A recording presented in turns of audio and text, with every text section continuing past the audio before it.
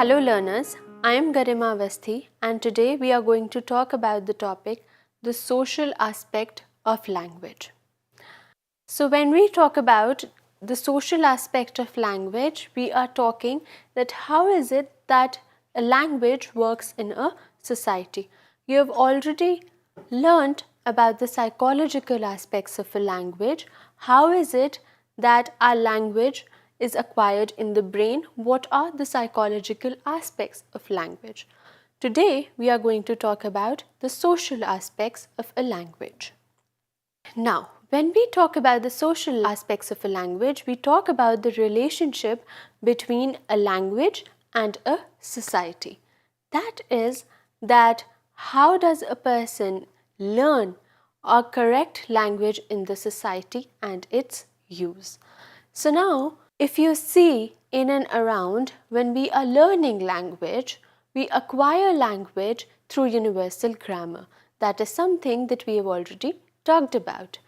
So when we talk about learning of correct language in the society, then we say that how is it that we will use a particular language at a particular place. And this is what we get from our society. Nobody teaches us. It is our inner sense through which we know with whom we are going to talk about. And you also know that children imitate a lot. So they see their adults talking in different scenarios in a different manner. In fact, one point of comparison that they can easily make is how the adults or their parents, for example, are talking to them vis-a-vis how they are talking to the other people outside the family or inside the family amongst themselves. How are these adults talking? So that is what we talk about when we talk about the social aspect of language, that this language plays different parts, plays different roles in different people's lives, and how we use it in one relation differs from the other relation. Now, children learn very quickly to behave themselves linguistically. That is, according to people, according to places or occasions. You'll see even a small child is very open in their home environment. They are going to be very active, they are going to be very talkative. But if somebody else comes to their place, then they're going to be a little shy because you are new people for the child. And so they know that talking to you is going to be different than talking to their mothers. They can show, for example, tantrums in front of their mothers. They can't do that in front of you or with you. Maybe they do it in front of you with their mom, but that is not how they're going to talk with you.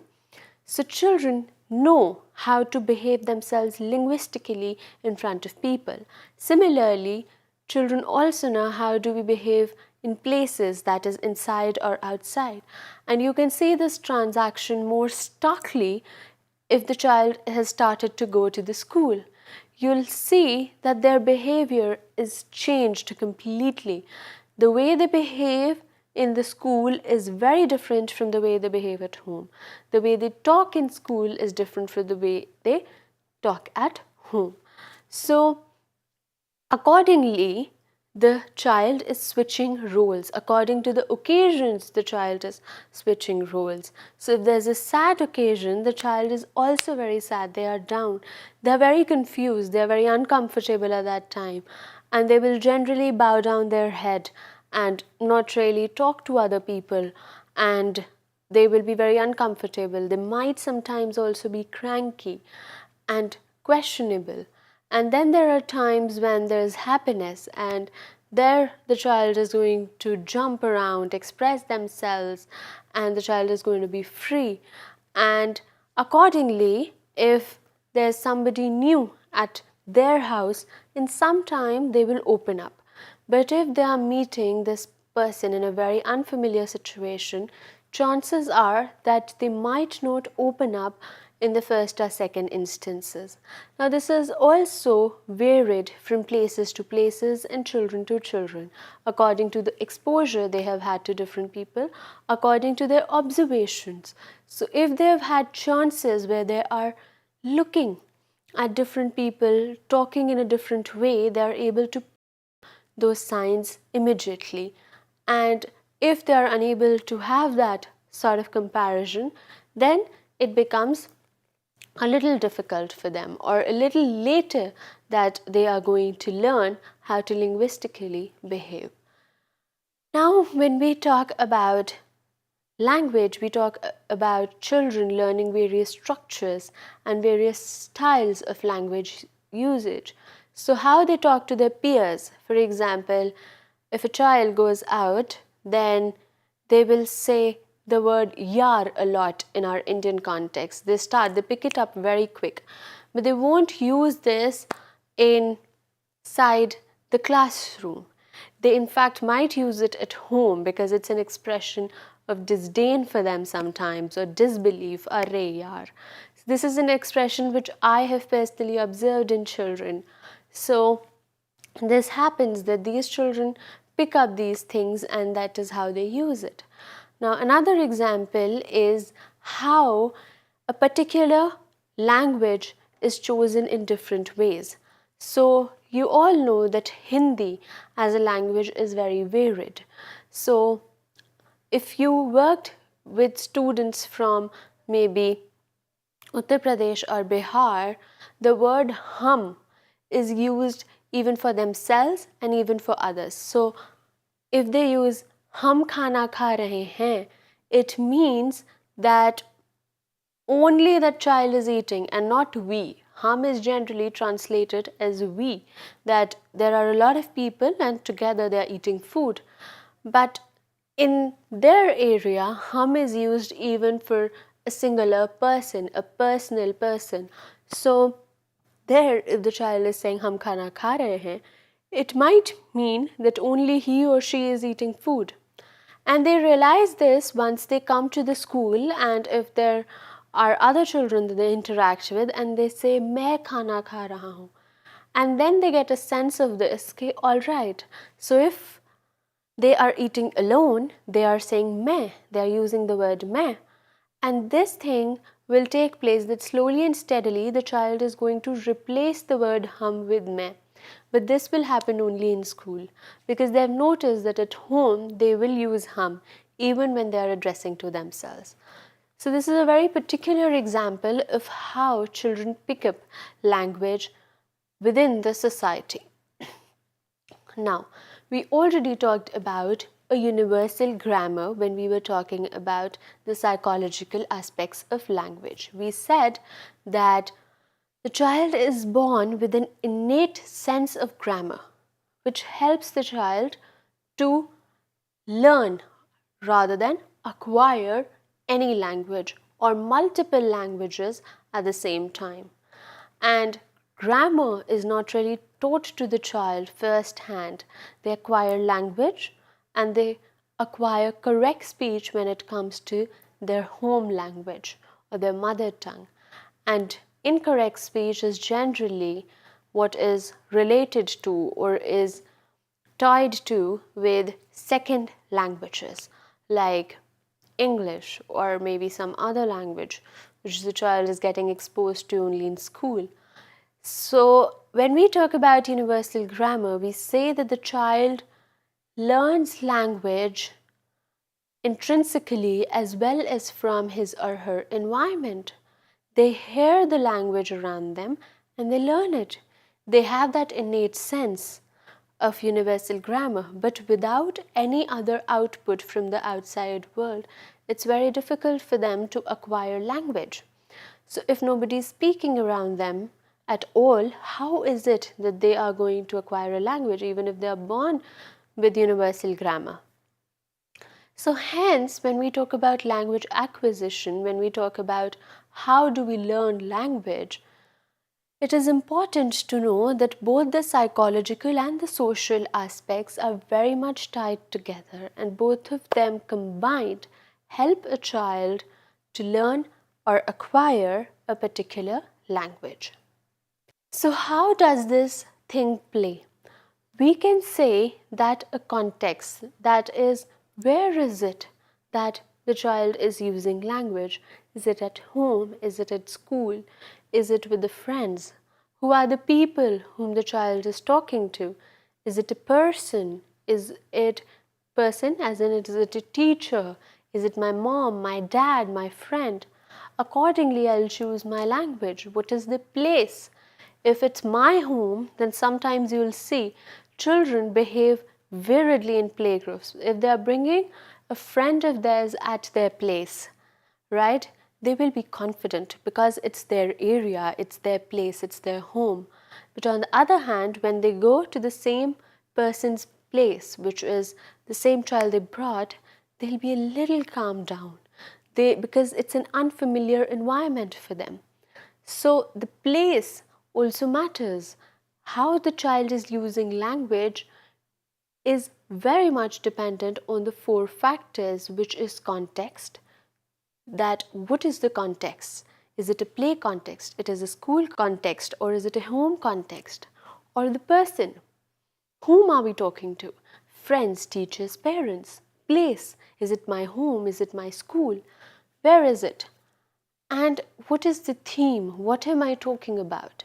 If the subject is known to the child, especially children love to talk about what they do because it's something that they know. But if you ask them questions out of the blue, they might get very disinterested. Sometimes they even feel that they don't want to talk to you because they find that they are in a very difficult situation. So all of this matters, and these 4 things lead to their choice of words. What are the kinds of words they are going to use? For example, children will use tu a lot with their friends. Tu aise kar, tu waise kar, teri, teri, teri. These are the words which are used in a play situation. But at home, they won't say tu to anybody. Maybe to their younger sibling, but generally this doesn't happen. Generally, children are not going to talk like this at their home or inside the classroom in the presence of a teacher. If the teacher is outside and they are talking amongst themselves, then again these languages come into play. Then is selection of sentences. What are the kind of sentences we are choosing is also dependent on all of this. So these 4 affect how the child is going to speak, the choice of words, and the selection of sentences. What kind of sentences are we speaking with the other person? So what is it that we are speaking? So, ma'am, may I please go to the toilet? Is something that the child will say at school. It's a very respectable thing. The teacher holds a very respectable place, and hence there's a sense of permission, a sense of request within the child.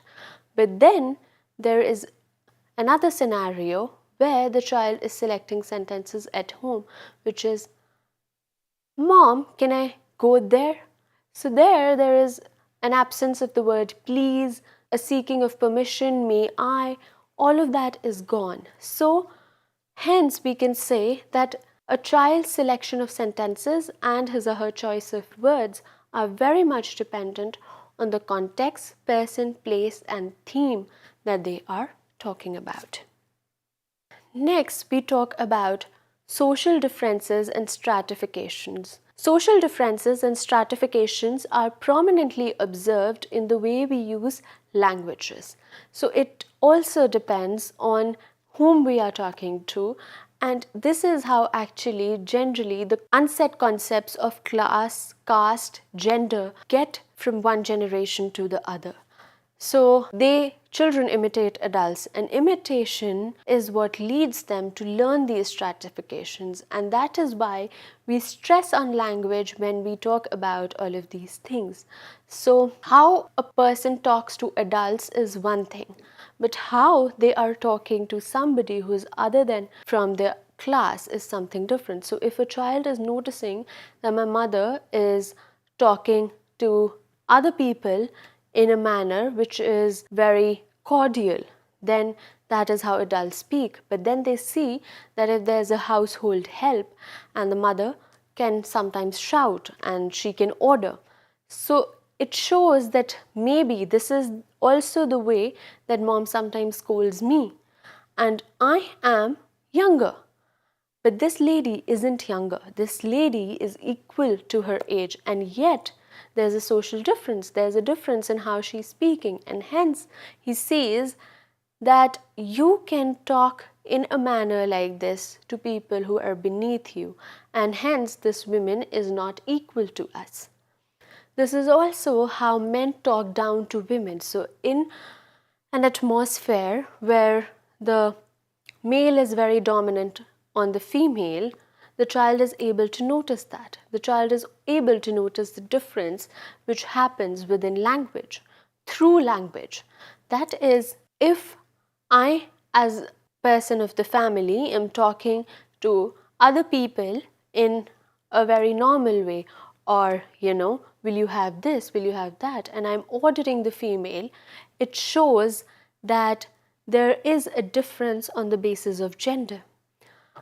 So these dimensions come into place, and these stratifications and differences are observed in the way we use language, and it is how these are carried from one generation to another.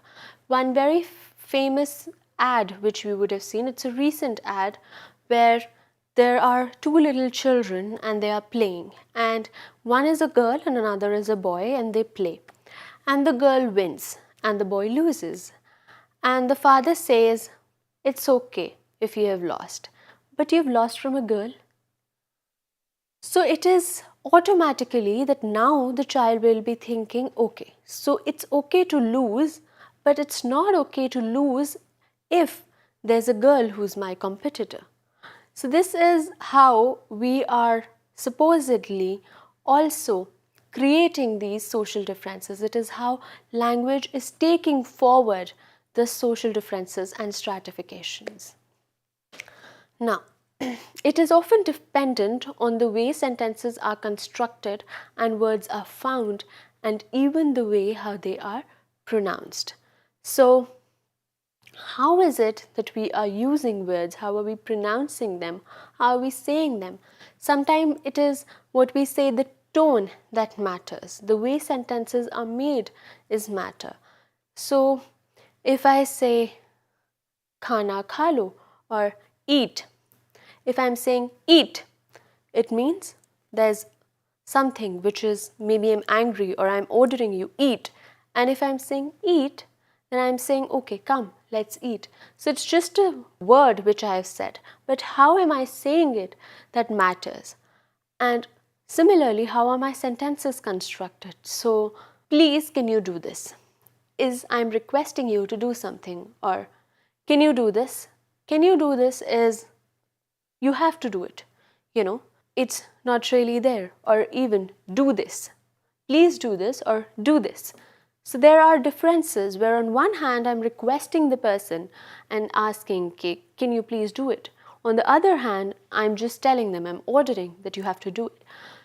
So it depends on the way sentences are constructed, on the way words are formed and how they are pronounced, that it depends how are we using language. We use language, so I'm speaking English, I spoke English, but yet how I do it, the way I do, that is what we talk about in social aspects of a language. Now, when we talk about all of these things, you can easily note that linguistic identity is directly related to social identity. So, sometimes the language I am speaking has various ways, or various languages I am speaking in social and professional circles. So, for example, if you ask me that where are you from, without asking me where are you from, if you want to know where I am from, and you say, okay, so what are the languages you speak? And I say, I speak Bengali. So immediately you know that I'm from Kolkata. Or maybe I have roots, I have one parent or the other, or both my parents are Bengali. So it tells you where I belong to. My social identity is revealed to you. And that is why when we say English is a big thing. So if somebody knows English, you say that they are already from a privileged background, or they have had some sense of a privilege. And if they have some difficulty in English, you immediately know that their social identity, they are not from that privileged background, right? So these are some things. This is how we relate a linguistic identity to a social identity. Now, if I'm a person and I am speaking a particular language, or I'm speaking a lot of languages in different circles. So if I am a Punjabi, I will use Punjabi at my home, and maybe with my children who don't know Punjabi because they haven't been born and brought up in that way, they use Hindi. So inside my house itself, with my spouse or with my parents, I'm talking in Punjabi, whereas with my children, I am talking in Hindi because we also speak Hindi at home. So that is what they have acquired also, and that is what they speak in school, they speak with their friends. And then I go to my office, I go to my professional circles, and there I'm supposed to speak in English because that's the language that they use. So this is how I am speaking various languages in different circles, and sometimes I'm also speaking the same language in various ways, which, as I told you earlier, was in case of a person who is speaking Hindi but is maybe speaking Khadi Boli at the workplace and Brij or Avdhi at home. So Hindi is a language, but they are using it in different circles. They are using a particular kind of Hindi at one place and another kind at a different place. This is how we say that our linguistic identity is related to the social identity. Now, ours is a multilingual nation. When I say multilingual, I mean we are not restricted to one or two languages. 2 would be bilingual, 3 would be trilingual. We are multilingual. There are enormous number of languages. There are a lot of official languages, there are state languages, and there are different dialects, there are different variety of that particular language itself. So in a nation like ours, which is multilingual, people decide which language they are going to use. And how is it that they are going to use that particular language, which is based on the place where they are communicating. So if I am from, as I told you earlier, from a particular background and I talk in different languages at different places, I decide which language to use where. So standard languages like Hindi and English will probably be used in my professional circles. Sometimes it may be possible that I use both these languages at home also, but it happens that there is a different variety.